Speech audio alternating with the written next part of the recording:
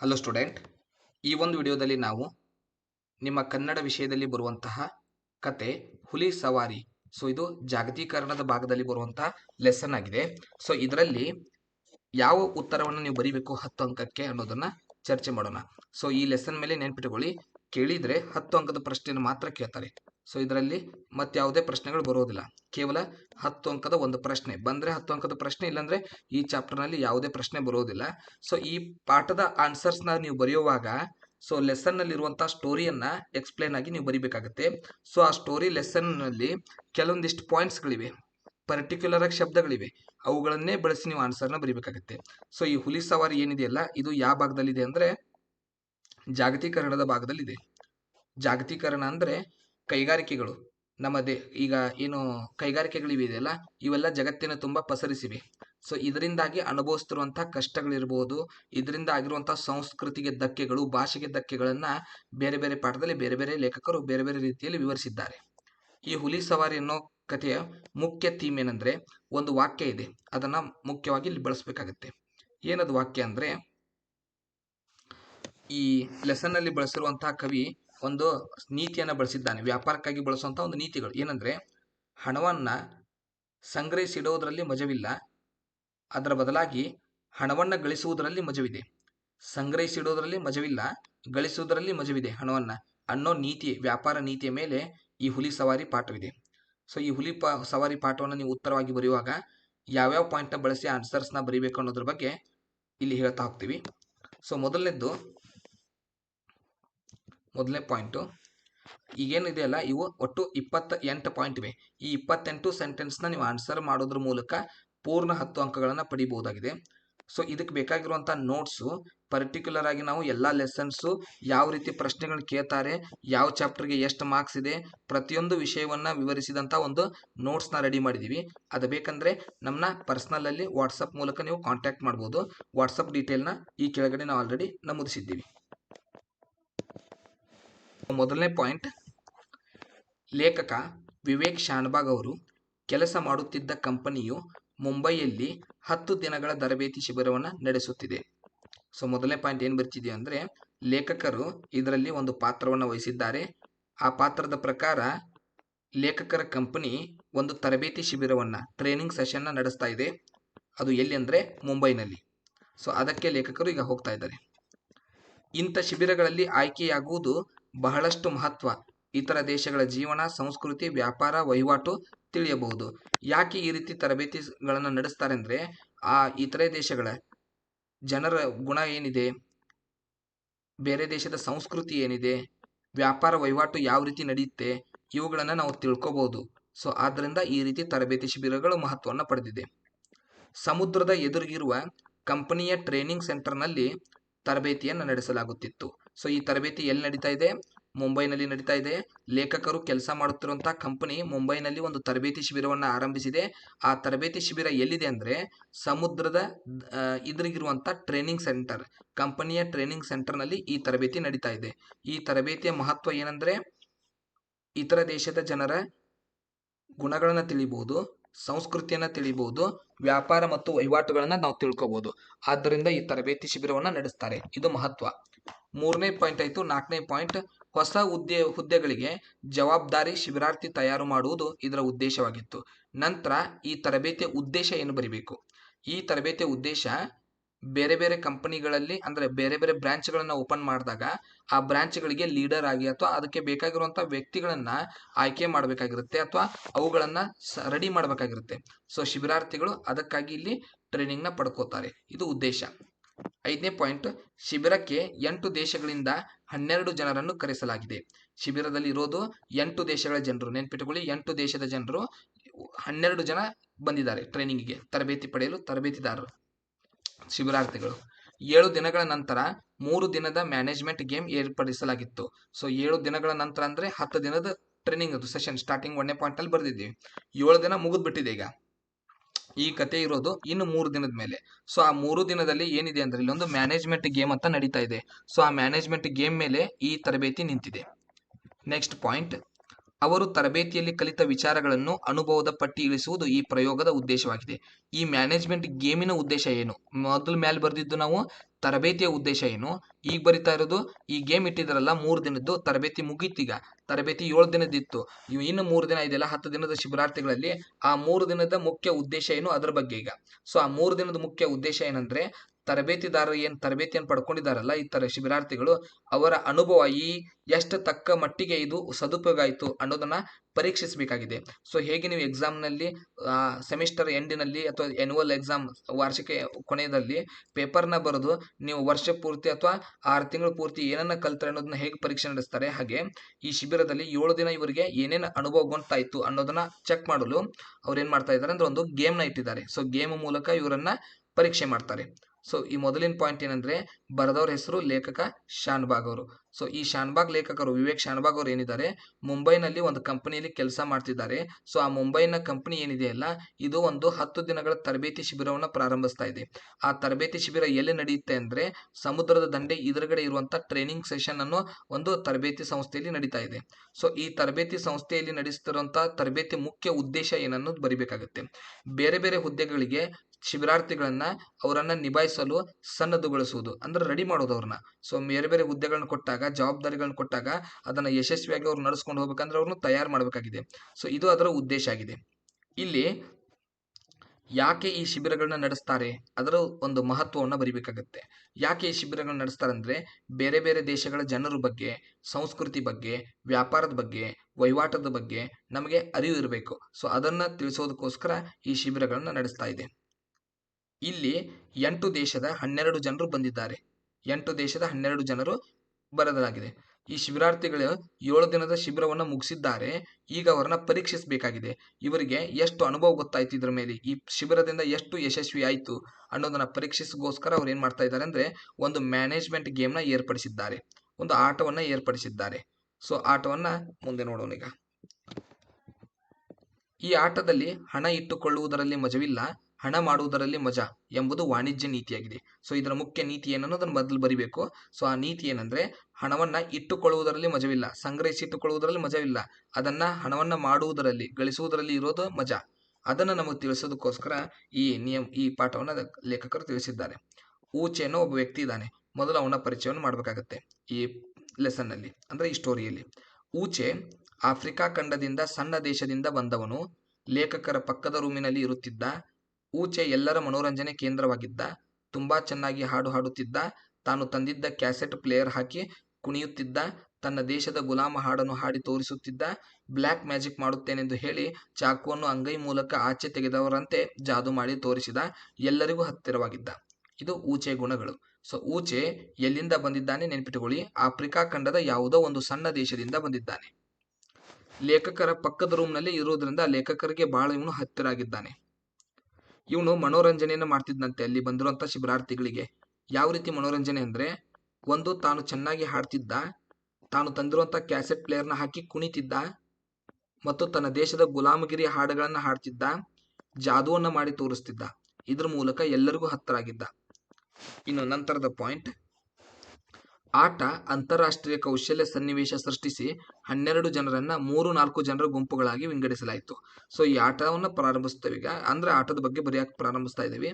So ಆಟದ ನಿಯಮ ಏನು ಅಂದ್ರೆ ಆಟವನ್ನು ಹೇಗೆ ಸೃಷ್ಟಿ ಮಾಡಿದ್ದಾರೆ ಅಂದ್ರೆ ಅಂತಾರಾಷ್ಟ್ರೀಯ ಮಟ್ಟ, ಅಂದ್ರೆ ಇದು ಇಡೀ ಜಗತ್ತಿನ ಎಲ್ಲಾ ದೇಶಗಳನ್ನ ನಾವು ಬಳಸ್ಕೋಬಹುದು ಅಂತ ಅಂದಂಗೆ. ಅಂತಾರಾಷ್ಟ್ರೀಯ ಮಟ್ಟದಲ್ಲಿ ಈ ಆಟವನ್ನ ಸನ್ನಿವೇಶವನ್ನು ಸೃಷ್ಟಿ ಮಾಡಲಾಗಿದೆ. ಅಂದ್ರೆ ನಿಜವಾಗ್ಲೂ ಅಲ್ಲ, ಇದೊಂದು ಆಟದಕ್ಕೆ ಒಂದು ನಿಯಮಕ್ಕೆ ಒಂದು ರೂಲ್ಸ್ ನ ಮಾಡಿದ್ದಾರೆ. 12 ಜನರನ್ನ ಅಂದ್ರೆ ಬಂದಿರೋರು ಶಿಬಿರಾರ್ಥಿಗಳು 12 ಜನ, ಅವರನ್ನ 3 ಜನರಂತೆ 4 ಗುಂಪು ಮಾಡಿದ್ದಾರೆ. ಸೊ 3 ಜನರಂತೆ 4 ಗುಂಪುಗಳನ್ನ ಮಾಡಿದ್ದಾರೆ. ಪ್ರತಿ ಗುಂಪಿಗೂ ಒಂದು ಕಾಲ್ಪನಿಕ ಕಂಪನಿಯನ್ನು ವಹಿಸಿಕೊಡಲಾಗಿದೆ. ಅಂದ್ರೆ ನಿಜವಾದ ಕಂಪನಿ ಅಲ್ಲ, ಕೇವಲ ಇಮ್ಯಾಜಿನರಿ ಕಂಪನಿನ ಕೊಡಲಾಗಿದೆ. ಎಲ್ಲವೂ ಸಮಾನ ವ್ಯವಸ್ಥೆ, ಎಲ್ಲರಿಗೂ ಸಮಾನವಾಗಿ, ಅಂದ್ರೆ ಯಾವ ಕಂಪನಿಗೂ ಹೆಚ್ಚಿಲ್ಲ, ಯಾವ ಕಂಪನಿಗೂ ಕಡಿಮೆ ಇಲ್ಲ. 4 ಭಾಗ ಮಾಡಿದ್ದಾರೆ. 3 ಜನರಂತೆ 4 ಟೀಮ್ ಮಾಡಿ 4 ಟೀಮ್ಗೂ ಒಂದೊಂದು ಕಂಪನಿ ಹೆಸರು ಕೊಟ್ಟಿದ್ದಾರೆ, ಇಮ್ಯಾಜಿನರಿ ನೇಮ್ ಕೊಟ್ಟಿದ್ದಾರೆ. ಸೊ 4 ಕಂಪನಿಗೆ ಕಾರ್ಮಿಕರನ್ನ ಕೊಟ್ಟಿದ್ದಾರೆ, ಬ್ಯಾಂಕ್ನಾಗೆ ಹಣ ಬ್ಯಾಲೆನ್ಸ್ ನ ಕೊಟ್ಟಿದ್ದಾರೆ, ಮತ್ತು ಉತ್ಪಾದನಾ ಸಾಮರ್ಥ್ಯ ಅಂದ್ರೆ ಪ್ರೊಡಕ್ಷನ್ ಮಾಡಲು ಮಷಿನ್ ಬೇಕು, ಉತ್ಪಾದನಾಂಗಗಳು ಬೇಕು, ಭೂಮಿ ಶ್ರಮ ಬಂಡವಾಳ ಸಂಘಟನೆ ಇವುಗಳನ್ನು ಕೊಟ್ಟಿದ್ದಾರೆ, ಸಾಲದ ಮೊತ್ತವನ್ನು ಕೊಟ್ಟಿದ್ದಾರೆ. ಎಲ್ಲವನ್ನ ಸೇಮ್ ಸಮಾನವಾಗಿ ಕೊಟ್ಟಿದ್ದಾರೆ 4 ಕಂಪನಿಗಳಿಗೆ. ನೆಕ್ಸ್ಟ್ ಪಾಯಿಂಟ್, ಪ್ರತಿ ಕಂಪನಿ ಈಗೆಲ್ಲ ಬರೀ ನಿಯಮವನ್ನ ಬರಿಬೇಕಾಗತ್ತೆ. ಸೊ ಆಟದ ಪರಿಚಯವನ್ನು ಮಾಡಿದ್ವಿ ಈಗ. ಸೊ ಆಟಕ್ಕೆ ಇರುವಂತ ನಿಯಮಗಳನ್ನ ಒಂದು ಪ್ಯಾರಾಗ್ರಾಫ್ ಆಗಿ ಬರಿತಾ ಇದೀವಿ. ಪ್ರತಿ ಕಂಪನಿ 3 ವರ್ಷಕ್ಕೆ ತನ್ನ ಕಂಪನಿ ನಡೆಸಬೇಕಾಗಿತ್ತು. ಸೊ ಕೊಟ್ಟಿರುವಂಥ ಕಂಪನಿ ಏನಿದೆ ಅದು ಎಲ್ಲಿ ಮಠ ನಡೆಯುತ್ತೆ? 3 ವರ್ಷಕ್ಕೆ ನಡೆಯುತ್ತೆ. ಬೆಳಿಗ್ಗೆ 8ಕ್ಕೆ ಆಟ ಪ್ರಾರಂಭವಾಗುತ್ತೆ. ನೆನ್ಪಿಟ್ಕೊಳ್ಳಿ, ಬೆಳಿಗ್ಗೆ 8ಕ್ಕೆ ಆಟ ಪ್ರಾರಂಭವಾಗುತ್ತೆ. ಪ್ರತಿ ಗಂಟೆ ಅಂದರೆ ಇಲ್ಲಿ 1 ವರ್ಷ ಇದ್ದಂತೆ, 1 ತಿಂಗಳಿದ್ದಂತೆ. ಪ್ರತಿ 1 ಗಂಟೆ ಅಂದರೆ 1 ತಿಂಗಳು. ಪ್ರತಿ ತಿಂಗಳಿನ ಅಂತ್ಯಕ್ಕೆ ಅಂದ್ರೆ 1 ತಿಂಗಳು ಮುಗಿತಂದ್ರೆ ಅಂದ್ರೆ ಅದರ ಅರ್ಥ 1 ಗಂಟೆ ಮುಗಿತಂದ್ರೆ ಉತ್ಪಾದನಾ, ಮಾರಾಟ, ಸಾಲ ಪಾವತಿ ಎಲ್ಲವನ್ನ ವಿವರನ್ನ ನೀಡಬೇಕು. ಸೊ ಮಾರಾಟ ಎಷ್ಟಾಯ್ತು, ಉತ್ಪಾದನೆ ಎಷ್ಟಾಯ್ತು, ಎಷ್ಟು ಸಾಲ ಮರುಪಾವತಿ ಮಾಡಿದ್ವಿ, ಎಷ್ಟು ಹಣ ಗಳಿಸಿದ್ವಿ, ಈ ವಿವರಣೆಯನ್ನ 1 ಗಂಟೆ ನಂತರಕ್ಕೊಮ್ಮೆ ನೀಡಬೇಕಾಗಿತ್ತು. 60 ಪುಟಗಳ ಆಟದ ನಿಯಮ ಓದಲು ಎಲ್ಲರಿಗೂ ಕೊಡಲಾಯಿತು. ಸೊ ಪುಟಗಳು ಎಷ್ಟಿತ್ತಂದ್ರೆ ಅದ ನಿಯಮದ್ದು 60 ಪುಟ ಇತ್ತು. 60 ಪೇಜಿನ ಒಂದು ದೊಡ್ಡ ಬುಕ್ಕನ್ನೇ ಕೊಟ್ಟಿರ್ತಾರೆ ಓದಲು, ರೂಲ್ಸ್ ಮಾಡಿ. ಇದರಲ್ಲಿ ಯಾವ ಯಾವ ಕಂಪನಿಗಳು ಯಾವ ಯಾವ ರೀತಿಯ ವಸ್ತುಗಳನ್ನು ಉತ್ಪಾದಿಸಬೇಕು, ಹೊಸ ಕಾರ್ಖಾನೆ ತೆರೆಯಬೇಕಾದ್ರೆ ಇರುವ ನಿಯಮಗಳೇನೇನು, ಏನು ವೆಚ್ಚ ಮತ್ತು ವೆಚ್ಚದ ನಿಯಮಗಳೇನು, ತಂತ್ರಜ್ಞಾನ ಎಂತಹದ್ದು, ಕಾರ್ಮಿಕರಿಗೆ ಸಂಬಳ ಎಷ್ಟು, ಮುಷ್ಕರದ ಸಮಸ್ಯೆ ಏನೇನಿದೆ, ಧಾರ್ಮಿಕ ಸ್ಥಿತಿ ಏನೇನಿದೆ, ಅಲ್ಲಿ ಆಡಳಿತ ಹೇಗಿದೆ, ಮಿಲಿಟರಿ ಆಡಳಿತನೋ ಪ್ರಜಾಪ್ರಭುತ್ವ ಆಡಳಿತನೋ, ಮತ್ತು ಆಯಾತ ನಿರ್ಯಾತ ಆಮದು ರಫ್ತು ಮಾಡಬೇಕಂದ್ರೆ ಏನು ಕಂಡೀಷನ್ಸು, ಬಹುಸಂಖ್ಯಾತ ಜನರ ಧರ್ಮ ಯಾವುದು, ಅಲ್ಲಿರೋ ಜನರ ಧರ್ಮ ಯಾವುದು, ಇವೆಲ್ಲವನ್ನ ಆ 60 ಪುಟದ ಪುಸ್ತಕದಲ್ಲಿ, ನಿಯಮದ ಪುಸ್ತಕದಲ್ಲಿ ನೀಡಲಾಗಿತ್ತು. ಸೊ ನೆನ್ಪಿಟ್ಕೊಳ್ಳಿ, ಏನೇನು ಇದರಲ್ಲಿ ಪಾಯಿಂಟ್ ನೆನ್ಪಿಟ್ಕೊಂತೀರಿ. ಆಟ ಎಷ್ಟು ವರ್ಷಕ್ಕೆ ನಡೆಯುತ್ತೆ? 3 ವರ್ಷಕ್ಕೆ ನಡೆಯುತ್ತೆ. ಬೆಳಿಗ್ಗೆ ಯಾವಾಗಿಂದ ಪ್ರಾರಂಭ? 8 ಗಂಟೆಯಿಂದ ಪ್ರಾರಂಭ. ಪ್ರತಿ 1 ಗಂಟೆ ಅಂದರೆ ಇಲ್ಲಿ 1 ತಿಂಗಳಿದ್ದಂತೆ.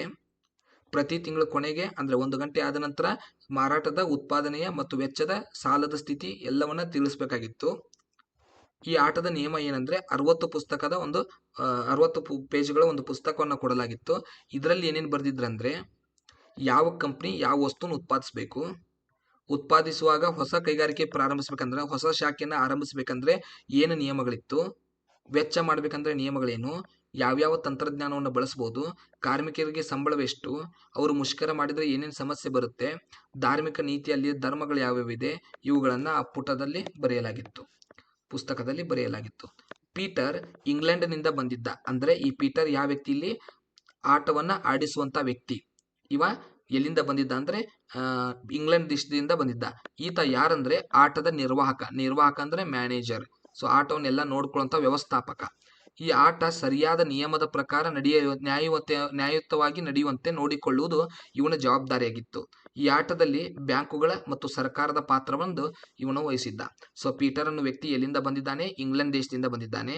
ಇವನ ಕರ್ತವ್ಯ, ಇವನ ಕೆಲಸ, ಇವನ ಜವಾಬ್ದಾರಿ ಏನಂದ್ರೆ ಎಲ್ಲ ಆಟವು ಪೂರ್ಣವಾಗಿ ಆಟ ನ್ಯಾಯಯುತವಾಗಿ ನಿಯಮದ ಪ್ರಕಾರ ನಡೆಯುವಂತೆ ನೋಡಿಕೊಳ್ಳುವುದು. ಸೊ ಇವನು ಒಬ್ಬ ಮ್ಯಾನೇಜ್ಮೆಂಟ್ ಗೇಮ್ ಸ್ಪೆಷಲಿಸ್ಟ್ ಇದ್ದ. ಈತ ಇದರಲ್ಲಿ ಒಂದು ಪಾತ್ರವನ್ನು ವಹಿಸಿದ್ದ. ಅಂದ್ರೆ ಈ ಆಟದಲ್ಲಿ ತಾನೇನಂದ್ರೆ ಸರ್ಕಾರ ಇದ್ದಂತೆ, ಅಥವಾ ತಾನೇನಿದ್ದಂತೆ ಅಂದ್ರೆ ಬ್ಯಾಂಕ್ ಇದ್ದಂತೆ. ಅಂದ್ರೆ ಬ್ಯಾಂಕ್ಗಳಿಂದ ಸಾಲ ಪಡಿಬೇಕಾಗತ್ತೆ, ಆ ಸಾಲವನ್ನು ಕೊಡುವಂತ ಬ್ಯಾಂಕರ್ ಆಗಿದ್ದ, ಮತ್ತು ನಿಯಮಗಳಿಗೆ ರಚಿಸುವಂತ ಸರ್ಕಾರ ತಾನಾಗಿದ್ದ. ನೆಕ್ಸ್ಟ್ ಪಾಯಿಂಟ್, ಲೇಖಕ ಊಚೆ ಜೆಫ್ ಒಂದು ಗುಂಪು. ಸೊ ಮೊದಲೇ ಹೇಳಿದೀವಿ 12 ಜನರನ್ನ 3 ಜನರ 4 ಗುಂಪುಗಳಾಗಿ ವಿಂಗಡಿಸಲಾಗಿದೆ ಅಂತ. ಸೊ ಲೇಖಕರ ಗುಂಪಿನಲ್ಲಿ 3 ಜನ ಯಾರ್ಯಾರಂದ್ರೆ ಖುದ್ದು ಲೇಖಕರು, ಜೆಫ್ ಅನ್ನೋ ವ್ಯಕ್ತಿ, ಊಚೆ ಅನ್ನೋ ವ್ಯಕ್ತಿ. ಸೊ ಊಚೆನ ನಾವು ಆಲ್ರೆಡಿ ಪರಿಚಯ ಮಾಡಿದೀವಿ. ಈಗ ನಾವು ಜೆಫ್ನ ಪರಿಚಯ ಮಾಡಬೇಕಾಗುತ್ತೆ. ಜೆಫ್ ಒಂದು ಗುಂಪು, ಆಯ್ತಾ. ಜೆಫ್ ಡಚ್ ಮೂಲದ, ಸಣ್ಣ ವಯಸ್ಸಿನ, ಎತ್ತರಕ್ಕೆ ಬೆಳೆದಿದ್ದ, ಅಕೌಂಟೆಂಟ್ ಆಗಿ ಕೆಲಸ ಮಾಡುತ್ತಿದ್ದ ಮತ್ತು ಚಾಣಾಕ್ಷನಾಗಿದ್ದ. ಸೊ ಜೆಫ್ ಎಲ್ಲಿಂದ ಬಂದಿದ್ದ ಅಂದ್ರೆ ಡಚ್ ದೇಶದಿಂದ ಬಂದವನು.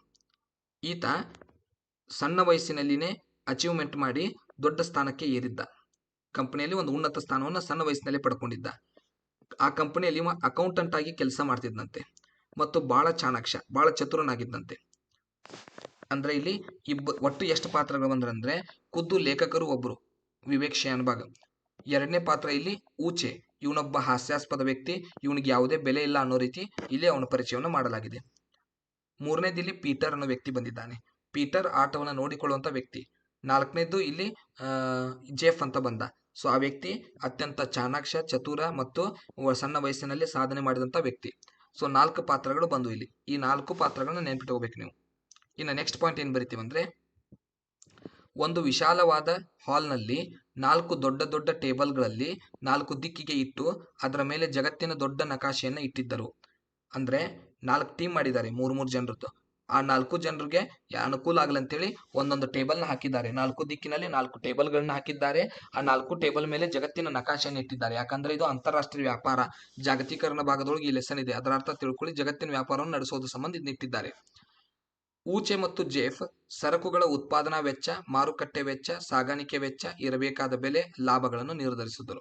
ಇದರಲ್ಲಿ 3 ಜನ ಕೂಡ್ಕೊಂಡು ಲೇಖಕರು, ಊಚೆ, ಜೆಫ್ ಏನ್ ಮಾಡ್ತಾರಂದ್ರೆ ಸರಕುಗಳ ಉತ್ಪಾದನಾ ವೆಚ್ಚ, ಸರಕುಗಳನ್ನ ತಯಾರಿಸಬೇಕಾದ್ರೆ ಎಷ್ಟು ಖರ್ಚಾಗುತ್ತೆ, ಮಾರುಕಟ್ಟೆ ವೆಚ್ಚ, ಮಾರಾಟ ಮಾಡ್ಬೇಕಂದ್ರೆ ಜಾಹೀರಾತಿಗೆ ಎಷ್ಟು ಖರ್ಚಾಗುತ್ತೆ, ಸಾಗಾಣಿಕೆ ವೆಚ್ಚ, ಸರಕುಗಳಿಗೆ ಟ್ರಾನ್ಸ್ಪೋರ್ಟೇಷನ್ ವೆಚ್ಚ ಎಷ್ಟಾಗುತ್ತೆ, ಬೆಲೆ, ಅವುಗಳ ಪ್ರೈಸ್ ಎಷ್ಟಿಡಬೇಕು ಮತ್ತು ಲಾಭ ಎಷ್ಟು ಗಳಿಸಬೇಕು ಅನ್ನೋದ್ರ ಬಗ್ಗೆ ನಿರ್ಧರಿಸಿ ಒಂದು ವರ್ಷದಲ್ಲಿ ಆಗಬಹುದಾದ ಪರಿಣಾಮಗಳನ್ನ ಮುನ್ನಂದಾಜು ಮಾಡಿದ. ಜೆಫ್ ಏನಿದಾನಲ್ಲ ಅವನು ಚಾಣಾಕ್ಷ ಇದ್ದ. ಒಂದು ವರ್ಷದೊಳಗೆ ತಮ್ದು ಏನಾಗ್ಬೋದು ಅನ್ನೋ ಕಂಪ್ನಿ ಬಗ್ಗೆ ಮುನ್ನಂದಾಜು ಮಾಡ್ತಾನೆ. ಆಟದಲ್ಲಿ ತಿಂಗಳ ಕೊನೆಗೆ ಗುಪ್ತ ಟೆಂಡರ್ ಹಾಕಿ ಚೀಟಿಯನ್ನು ಬರೆದು ಕೊಡಬೇಕು. ಸರಕು ಮಾರಾಟ ಪಡೆಯಬೇಕಾಗಿತ್ತು. ಸೊ ಇಲ್ಲಿ ಸರಕು ಮಾರಾಟಕ್ಕೆ ಟೆಂಡರ್ ಸಿಗಬೇಕು. ಸೊ ಟೆಂಡರ್ ಸಿಗ್ಬೇಕಂದ್ರೆ ನಮ್ದು ಒಂದು ಕ್ಯಾಲ್ಕುಲೇಷನ್ ಮಾಡಿಕೊಂಡು ವಸ್ತುವಿನ ಬೆಲೆಯನ್ನ ಬರೋದು ನಾವು ಚೀಟಿ ಕೊಡಬೇಕು. ಕಾಮನ್ ಆಗಿ ನಿಮ್ಗೆ ಟೆಂಡರ್ ಸಿಸ್ಟಮ್ ಹೆಂಗಂತ ಗೊತ್ತಿರ್ಬೋದು. ಸೊ ಟೆಂಡರ್ ಸಿಸ್ಟಮ್ನಲ್ಲಿ ಯಾರು ಕಡಿಮೆ ಬೆಲೆಯನ್ನ ಟೆಂಡರ್ ಕೊಡ್ತಾರೆ ಅವ್ರಿಗೆ ಕೊಡ್ತಾರೆ ಯೋಜನೆಯನ್ನ, ಕಡಿಮೆ ಬೆಲೆಗೆ ಮುಗಿಸ್ಕೊಡೋರ್ಗೆ. ಸೊ ಕಡಿಮೆ ಸರಕುಗಳ ಬೆಲೆಯನ್ನು ಯಾರು ಬರೆದು ಕೊಟ್ಟಿರ್ತಾರೆ ಅವ್ರಿಗೆ ಟೆಂಡರ್ ಸಿಗ್ತಿತ್ತು. ಸೊ ಇಲ್ಲಿ ಒಂದು ಚೀಟಿಯಲ್ಲಿ ಎಲ್ಲರೂ ಗುಪ್ತವಾಗಿ ಬರೆದು ಕೊಡಬೇಕು. ಪೀಟರ್ ಟೆಂಡರ್ ಪ್ರಕ್ರಿಯೆ ನಡೆಸಿದ. ಪೀಟರ್ ಆಟವನ್ನು ನಡೆಸುವಂತ ವ್ಯಕ್ತಿ. ಈತ ಆಟವನ್ನು ಪ್ರಾರಂಭಿಸಿದ. ಆದರೆ ಲೇಖಕರ ಗುಂಪಿಗೆ ಯಾವುದೇ ಟೆಂಡರ್ ಕೂಡ ಸಿಗಲಿಲ್ಲ. ಸೊ ಟೆಂಡರ್ ಪ್ರಕ್ರಿಯೆಯಲ್ಲಿ ಲೇಖಕರು ಇದರಲ್ಲಿ ಫೇಲ್ ಆಗ್ತಾರೆ. ಬೆಲೆಯನ್ನು ಇಳಿಸಿದರು, ಅಂದ್ರೆ ಅವರು ಬೆಲೆಯನ್ನು ಇಳಿಸಿದಾಗ ಟೆಂಡರ್ ಸಿಗುತ್ತೆ. ಸೊ ರೇಟ್ನ ಕಡಿಮೆ ಮಾಡ್ತಾರೆ. ನೆಕ್ಸ್ಟ್, ಆದ್ರೆ ಇಲ್ಲಿ ಕಾರ್ಮಿಕರ ಸಂಬಳಕ್ಕೆ, ಕಚ್ಚಾ ವಸ್ತು ಖರೀದಿಗೆ 2 ತಿಂಗಳ ಹಣ ಕಡಿಮೆ ಬೀಳಬಹುದೆಂದು ಎಚ್ಚರಿಸಿದ. ಒಂದು ಎಚ್ಚರಿಕೆಯನ್ನು ಕೊಡ್ತಾನೆ ಜೆಫ್. ಏನಂದ್ರೆ ಮುಂದೆ ನಾವು ಏನಾದ್ರೂ ಬೆಲೆ ಇಳಿಸಿದ್ರೆ 2 ತಿಂಗಳ ಸಂಬಳಕ್ಕೆ ಅಥವಾ 2 ತಿಂಗಳ ಕಚ್ಚಾ ವಸ್ತು ತಗೊಳ್ಳೋದಕ್ಕೆ ರೊಕ್ಕ ಕಡಿಮೆ ಬೀಳ್ಬೋದು ಅಂತ ಎಚ್ಚರಿಕೆಯನ್ನು ಕೊಡ್ತಾನೆ. ಒಂದು ಟೆಂಡರ್ ಸಿಕ್ಕರೆ ಸಾಕು. ಕೆ ಕೋಲಾಹಲ. ನಿಜಕ್ಕೂ ಅದು ಭೀಕರವಾದ ಸ್ಪರ್ಧೆಯಾಗಿತ್ತು. ಸೊ ಯಾವುದೇ ಟೀಮ್ಗೆ 4 ಟೀಮ್ ಇದೆಯಲ್ಲ, ಯಾರಿಗೆ ಅದು ಟೆಂಡರ್ ಸಿಕ್ಕರೆ ಅವರು ಕೇಕೆ ಹಾಕ್ತಿದ್ರು, ಸಂತೋಷ ಪಡ್ತಿದ್ರು, ಅದನ್ನ ಎಂಜಾಯ್ ಮಾಡ್ತಿದ್ರು ಆ ಕ್ಷಣವನ್ನ. ಸೊ ಅದು ಒಂಥರ ಭೀಕರ ಸ್ಪರ್ಧೆ ಇದ್ದಂತೆ ಆಗಿತ್ತು. 2 ತಿಂಗಳ ನಂತರ ಲೇಖಕರ ಗುಂಪು ಆಟದಲ್ಲಿ ಸುಧಾರಿಸಿತು. ಇದರರ್ಥ 2 ತಿಂಗಳ ನಂತರ ಅಂದ್ರೆ 2 ಗಂಟೆಗಳ ನಂತರ. 1 ಗಂಟೆ ಅಂದ್ರೆ ಇಲ್ಲಿ 1 ತಿಂಗಳಕ್ಕೆ ಸಮ. 2 ಗಂಟೆಗಳ ನಂತರ ಇದ್ದಂತೆ. ಸೊ 2 ತಿಂಗಳ ನಂತರ ಲೇಖಕರ ಗುಂಪು ಆಟದಲ್ಲಿ ಸುಧಾರಿಸಿತು. ಅಂದ್ರೆ ಅವರು ಕೂಡ ಟೆಂಡರ್ಗಳನ್ನ ಪಡ್ಕೊಂಡ್ರು. ಯಾವ ತಂತ್ರಜ್ಞಾನ ಬಳಸಿ ಹೇಗೆ ಉತ್ಪಾದಿಸಬೇಕು, ಹೇಗೆ ಸಾಗಾಣಿಕೆ ಮಾಡಬೇಕು ಎಂಬುದನ್ನು ಅರಿತರು. ಮುಂದಿನ ಅಂದಾಜು ಪುಟ ತಯಾರಿಸಿದರು. ಸೊ ಯಾವ ರೀತಿ ಉತ್ಪಾದಿಸಬೇಕು, ಯಾವ ರೀತಿ ಖರ್ಚುಗಳನ್ನು ಮಾಡಬೇಕು ಎಲ್ಲದ್ರ ಬಗ್ಗೆ ಅರಿವು ಈಗ ಮೂಡ್ತು, ಅನುಭವ ಉಂಟಾಯ್ತು. ಸೊ ಈಗ ಅವರು ಮುಂದಿನ ಅಂದಾಜಿನ ಪುಟವನ್ನು ತಯಾರಿಸಿದರು. ಕಾರ್ಮಿಕರು ಉತ್ಪಾದನೆಯಲ್ಲಿ ಗಾಯಗೊಳ್ಳುತ್ತಿದ್ದರು. ಯಂತ್ರ ಹಳೆಯದಾಗಿತ್ತು. ಕಾರ್ಮಿಕರಿಗೆ 10% ಸಂಬಳ ಹೆಚ್ಚಿಸಬೇಕಾಗಿತ್ತು. ಯಂತ್ರ ಹೊಸದು ಪಡೆಯಲು 1 ಲಕ್ಷ ರೂಪಾಯಿ ಬೇಕಾಗಿತ್ತು. ಇವುಗಳನ್ನು ಪರಿಹರಿಸಬೇಕಾದರೆ ಉತ್ಪಾದನೆ 10% ಹೆಚ್ಚಿಸಬೇಕಾಗಿತ್ತು. ಸೊ ಇದರಲ್ಲಿ ಸಮಸ್ಯೆಯನ್ನು ಬರಿಬೇಕಾಗತ್ತೆ. ಸೊ ಸಮಸ್ಯೆ ಏನು ಅನುಭವಿಸ್ತಾರೆ ಅವರು ಅದನ್ನು ಬರಿತೀವಿ. ಕಾರ್ಮಿಕರು ಏನಿದಾರಲ್ಲ ಇವರು ಉತ್ಪಾದನೆಯಲ್ಲಿ ಗಾಯಗೊಳ್ತಿದ್ರಂತೆ. ಆದ್ರಿಂದ ಯಾಕಂದ್ರೆ ಯಂತ್ರ ಹಳೆದಾಗಿತ್ತಂತೆ. ಆ ಯಂತ್ರ ಹೊಸದನ್ನು ಪಡಿಬೇಕಂದ್ರೆ 1 ಲಕ್ಷ ರೂಪಾಯಿ ವೆಚ್ಚ ಹಾಕಿತ್ತಂತೆ. ಕಾರ್ಮಿಕರಿಗೆ 10% ಸಂಬಳವನ್ನು ಕೂಡ ಹೆಚ್ಚು ಮಾಡಬೇಕಾಗಿತ್ತಂತೆ. ಸೊ 2 ಸಮಸ್ಯೆ ಇತ್ತು ಅವ್ರಿಗೆ. ಒಂದು, ಹಳೆದಾದ ಯಂತ್ರ ಇರೋದ್ರಿಂದ ಕಾರ್ಮಿಕರು ಗಾಯಗೊಳ್ತಿದ್ರು. ಸೊ ಅದನ್ನು ಸುಧಾರಣೆ ಮಾಡೋದಕ್ಕೋಸ್ಕರ ಹೊಸ ಯಂತ್ರವನ್ನು ಖರೀದಿ ಮಾಡಬೇಕಾಗಿತ್ತು. ಆ ಹೊಸ ಯಂತ್ರವನ್ನು ಖರೀದಿ ಮಾಡ್ಬೇಕಂದ್ರೆ ಅದರ ಬೆಲೆ ಎಷ್ಟಿತ್ತಂದ್ರೆ 1 ಲಕ್ಷ ರೂಪಾಯಿ ವೆಚ್ಚ ಹಾಕಿತ್ತು. 2ನೇ ಸಮಸ್ಯೆ ಏನಂದ್ರೆ ಕಾರ್ಮಿಕರಿಗೆ 10% ಸಂಬಳ ಹೆಚ್ಚಿಸಬೇಕಾಗಿತ್ತು. ಇವೆರಡನ್ನ ಪರಿಹರಿಸಬೇಕಂದ್ರೆ, ಅಂದ್ರೆ ಸಂಬಳ ಹೆಚ್ಚಿಗೆ ಕೊಡಬೇಕಂದ್ರೆ, ಹೊಸ ಮಷಿನ್ ತಗೋಬೇಕಂದ್ರೆ ಅವರು 10% ಉತ್ಪಾದನೆಯನ್ನು ಹೆಚ್ಚಿಸಬೇಕಾಗಿತ್ತು. ನೆಕ್ಸ್ಟ್ ಪಾಯಿಂಟ್, ನಾವು ಆಫ್ರಿಕಾ ಖಂಡಕ್ಕೆ ವ್ಯಾಪಾರವನ್ನು ವಿಸ್ತರಿಸೋಣ ಎಂದು ಉತ್ಸಾಹದಲ್ಲಿ ಜೆಫ್ ಹೇಳಿದ. ಆದರೆ 2 ತಿಂಗಳು ಸದ್ಯಕ್ಕೆ ಬೇಡ ಎಂದು 6 ತಿಂಗಳ ವ್ಯವಹಾರ ಮುಗಿಸಿ ಊಟ ಮಾಡಿ ಬಂದರು. ಆಫ್ರಿಕಾ ಖಂಡದಲ್ಲಿ ನಾವು ವ್ಯಾಪಾರವನ್ನು ಪ್ರಾರಂಭಿಸೋಣ ಅಂತ ಜೆಫ್ ಹೇಳ್ತಾನೆ. ಇದರಲ್ಲಿ ಆ ಜೆಫ್ ಹೇಳಿದಾಗ ತಾನೇ ಉತ್ತರವನ್ನು ತಾನೇ ಹೇಳ್ತಾನೆ. ಮತ್ತೆ 2 ತಿಂಗಳು ಈಗ ಸದ್ಯಕ್ಕೆ ಬೇಡ ಅಂತ ಹೇಳಿ 6 ತಿಂಗಳು ಮುಗಿಯುತ್ತೆ. ಅಂದ್ರೆ ಅದರ ಅರ್ಥ 6 ಗಂಟೆಗಳು ಮುಗಿಯುತ್ತೆ. ಊಟವನ್ನ ಮಾಡಿ ಮತ್ತೆ ಬರ್ತಾರೆ ಆಟಕ್ಕೆ. ಆಟದಲ್ಲಿ ಲೇಖಕ ಜೆಫ್ ಊಚೆ ನಷ್ಟದಲ್ಲಿಲ್ಲ, ಆದರೂ ಕೂಡ ಕೊನೆ ಸ್ಥಾನದಲ್ಲಿದ್ದರು. ಸೊ ಈಗ ಅವ್ರಿಗೆ ಪೊಸಿಷನ್ ಏನಿದೆ ಅಂದ್ರೆ ಆಟದಲ್ಲಿ ಇವರು ನಷ್ಟದಲ್ಲಿಲ್ಲ, ಲಾಭದಲ್ಲಿದೆ ಕಂಪ್ನಿ. ಆದ್ರೆ ಈ 4 ಗುಂಪುಗಳಲ್ಲಿ ಕೊನೆ ಗುಂಪಾಗಿದ್ದಾರೆ. ಮರುದಿನ ಬೆಳಗ್ಗೆ ಆಟ ಪ್ರಾರಂಭವಾಯಿತು. ಮಾತ್ರ ಒಂದಿನ ಮುಗೀತು. ಅಂದ್ರೆ ಅದರ ಅರ್ಥ 1 ವರ್ಷ ಮುಗಿದಂತೆ. 3 ವರ್ಷದ ಆಟ 1 ವರ್ಷ ಮುಗಿದಂತೆ. 1 ದಿನ ಮುಗೀತು, ಮರುನೇ ದಿನಗೆ.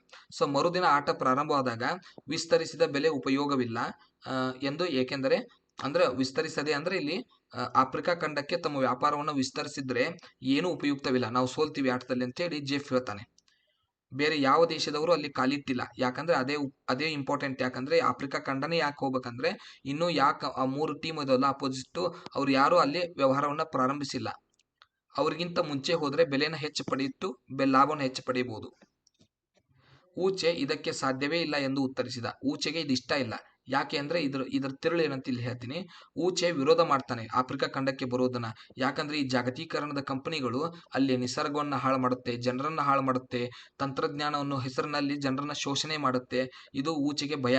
ಸೊ ಊಚೆ ತನ್ನ ಭಯವನ್ನ ಇಲ್ಲಿ ವ್ಯಕ್ತಪಡಿಸ್ತಾನೆ. ಊಚೆ ತನಗಿರುವಂಥ ದುಃಖ, ತನ್ನಿರೋ ಭಯವನ್ನ ವ್ಯಕ್ತಪಡಿಸ್ತಾನೆ. ಏನಂತಾನಂದ್ರೆ ಅಲ್ಲಿಗೆ ನಾವು ಹೋಗಬೇಕು ಅಂತ ಪ್ರಶ್ನೆ ಕೇಳ್ತಾನೆ. ಊಚೆಗೆ ಆ ದೇಶಕ್ಕೆ ಅಂತಾರಾಷ್ಟ್ರೀಯ ಕಂಪನಿಗಳು ಬರೋದು ಇಷ್ಟ ಇಲ್ಲ. ಯಾಕಂದ್ರೆ ಅವ್ರಿಗೆ ಅವರ ಗುಲಾಮಗಿರಿಯಿಂದ ಬೇಸತ್ತು ಹೋಗ್ಬಿಟ್ಟಿದ್ದಾರೆ. ಮುಳ್ಳಿನ ಹಾಗೆ ಆಡಬೇಡ, ನಿನ್ನ ದೇಶದಲ್ಲಿ ಏನಿದೆ ಎಷ್ಟು ಹೇಳಿದರೂ ಒಪ್ಪಲಿಲ್ಲ. ನಿನ್ನ ದೇಶದೊಳಗೆ ಏನೈತಿ ಏನಿಲ್ಲ ಅಂತ ನಮ್ಗೆ ಗೊತ್ತಿಲ್ಪ, ಆದ್ರೆ ನೀನು ಇಷ್ಟು ನಮಗ ವಿರುದ್ಧವಾಗಿ ಮಾತಾಡಬೇಡ ಅಂತೇಳಿ ಜೆಫ್ ತಿಳಿಸಿ ಹೇಳ್ತಾನೆ ಅವ್ರಿಗೆ. ಹಣ ಇಟ್ಟುಕೊಳ್ಳುವುದರಲ್ಲಿ ಮಜವಿಲ್ಲ, ಮಾಡುವುದರಲ್ಲಿ ಮಜಾ. ನೀನು ನಷ್ಟದಲ್ಲಿದ್ದರೂ ಸುಮ್ಮನೆ ಇರುತ್ತಿದ್ದೀಯಾ.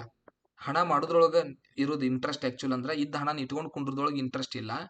ನೀ ಏನಾದರೂ ನಮ್ಮ ಕಂಪ್ನಿಗೆ ನಷ್ಟದೊಳಗೆ ತೋರಿಸಿದ್ರೆ ನೀನು ಸುಮ್ಮನೆ ಇರ್ತಿದ್ದೀನ ಅಂತ ಪ್ರಶ್ನೆ ಕೇಳ್ತಾರೆ. ಊಚೆ ಮಂಡುತನ ಏನು ತಿಳಿಸಿದರೂ ಬಿಡಲಿಲ್ಲ. ಊಚೆ ಒಂದೇ ಮಂಡುತನ ಹಚ್ತಾನೆ, ಇಲ್ಲ ಆಫ್ರಿಕಾ ಖಂಡಕ್ಕೆ ಹೋಗೋದು ಬೇಡ. ಯಾಕಂದ್ರೆ ಅವನ ಮನಸ್ಸಿನಲ್ಲಿ ಆಫ್ರಿಕನ್ ಜನರು ಪಟ್ಟಿರುವಂಥ ಗೋಳು, ಗುಲಾಮ್ಗಿರಿ ಅದನ್ನು ನೋಡಿ ಅವನು ಹತಾಶನಾಗ್ಬಿಟ್ಟಿದ್ದಾನೆ. ಅವನಿಗೆ ಆ ದೇಶಕ್ಕೆ ಮತ್ತೊಂದು ಕಂಪ್ನಿ ಬರೋದು ಇಷ್ಟ ಇಲ್ಲ. ಅವನಿಗೆ ಎಷ್ಟು ತಿಳಿಸಿರೋದು ಅರ್ಥ ಮಾಡ್ಕೊಳ್ಳಲ್ಲ. ಇದು ಕೇವಲ ಆಟ, ನಿಜವಾದ ಕಂಪ್ನಿ ಅಲ್ಲ ಅಂತ ತಿಳಿಸಿದ್ರು ಕೂಡ ಆತ ಒಪ್ಪಲ್ಲ. ಅಷ್ಟು ಅವನ ಮನಸ್ಸಿಗೆ ಬೇರೆ ದೇಶದ ಮೇಲೆ ಬೇಜಾರಾಗಿರುತ್ತೆ. ಜೆಫ್ ಲೇಖಕರನ್ನು ಇಲ್ಲೇ ಇರುವಂತೆ ಹೇಳಿ ಊಚೆ ಕರೆದುಕೊಂಡು ಹೊರಗೆ ಹೋದ. ಸೊ ಜೆಫ್ ಏನಿದಾನಲ್ಲ, ಇವನು ಲೇಖಕರನ್ನ ಅಲ್ಲೇ ಕುಂಡ್ರು ಅಂತ ಹೇಳಿ ಹೊರಗಡೆ ಊಚೆನ ಕರ್ಕೊಂಡು ಹೋಗ್ತಾನೆ. 15 ನಿಮಿಷಗಳ ನಂತರ ಊಚೆ ಮತ್ತು ಜೆಫ್ ವಾಪಸ್ ಬರ್ತಾರೆ. ಊಚೆ ಈಗ ಎಲ್ಲದಕ್ಕೂ ಹೊಣ್ಣಲು ಪ್ರಾರಂಭಿಸಿದ. ಲೇಖಕರಿಗೆ ಒಂದೇ ಯೋಚನೆ, ಜೆಫ್ ಊಚೆಯನ್ನು ಹೇಗೆ ಒಪ್ಪಿಸಿದ, ಯಾವ ಶಕ್ತಿ ಉಪಯೋಗಿಸಿದ, ಯಾವ ತಂತಿ ಮೀಟಿದ ಗೊತ್ತಿಲ್ಲ. ಸೊ ಜೆಫ್ಗೆ ಇರೋದು ಲೇಖಕರಿಗೆ ಇರೋದು ಒಂದೇ ಒಂದು ಡೌಟ್ ಏನಂದ್ರೆ, ಈ ಜೆಫ್ ಅವ್ನು 15 ನಿಮಿಷ ಹೊರಗೆ ಕರ್ಕೊಂಡು ಹೋಗಿ ಬಂದ ನಂತರ ನೀವು ಎಲ್ಲದಕ್ಕೂ ಹೂ ಅನ್ನಕ್ಕೆ ಪ್ರಾರಂಭಿಸಿದ್ನಲ್ಲ, ಏನು ಮಾಡಿರ್ಬೋದು ಇವ, ಏನು ಮ್ಯಾಜಿಕ್ ಮಾಡಿರ್ಬೋದು ಅವನ ಮೇಲೆ, ಹೇಗೆ ಒಪ್ಪಿಸಿದ, ಹೆದರಿಸಿದ್ನೋ, ಶಕ್ತಿ ಉಪಯೋಗಿಸಿದ್ನೋ, ಬೆದರಿಸಿದ್ನೋ, ಏನು ತಂತಿ ಮೀಟಿದ ಗೊತ್ತಿಲ್ಲ. ಆಟದ ಕೊನೆಯಲ್ಲಿ ಲೇಖಕರ ಗುಂಪು 2ನೇ ಸ್ಥಾನದಲ್ಲಿತ್ತು. ಕೊನೆಯದಾಗಿ ಆಟಕ್ಕೆ ಮುಗಿದಾಗ 2ನೇ ಸ್ಥಾನದಲ್ಲಿತ್ತು. ಸೊ ಇದಿಷ್ಟೇನಿದೆಯಲ್ಲ 29 ಪಾಯಿಂಟ್ ಆಗುತ್ತೆ, ಇದು 28 ಪಾಯಿಂಟ್ ಆಗುತ್ತೆ. ಇವುಗಳು ಪೂರ್ತಿ 10 ಅಂಕವನ್ನು ನಿಮ್ಗೆ ತಂದು ಕೊಡುತ್ತೆ. ಸೊ ಇದಕ್ಕಿಂತ ಇಂಪಾರ್ಟೆಂಟ್ ಚಲೋ ಅಂದರೆ ನಾವು ಸ್ಯಾಟಿಸ್ಫೈಡ್ ಆಗುವಂಥ ನಿಮ್ಮ ನೋಟ್ಸ್ನ ರೆಡಿ ಮಾಡಿದ್ದೀವಿ. ಅದು ನಿಮಗೆ ಬೇಕಂದರೆ ನಮ್ಮನ್ನ ಪರ್ಸ್ನಲ್ ಆಗಿ ಕಾಂಟ್ಯಾಕ್ಟ್ ಮಾಡೋದ್ರ ಮೂಲಕ ನೀವು ಪೂರ್ತಿ 60ಕ್ಕೆ 60 ಅಂಕಗಳನ್ನು ಪಡೆಯುವಂಥ ವ್ಯವಸ್ಥೆಯನ್ನು ನಾವು ಮಾಡಿಕೊಡ್ತೀವಿ. ಮುಂದಿನ ವಿಡಿಯೋದಲ್ಲಿ ಮತ್ತೆ ಸಿಗೋಣ. ಧನ್ಯವಾದಗಳು.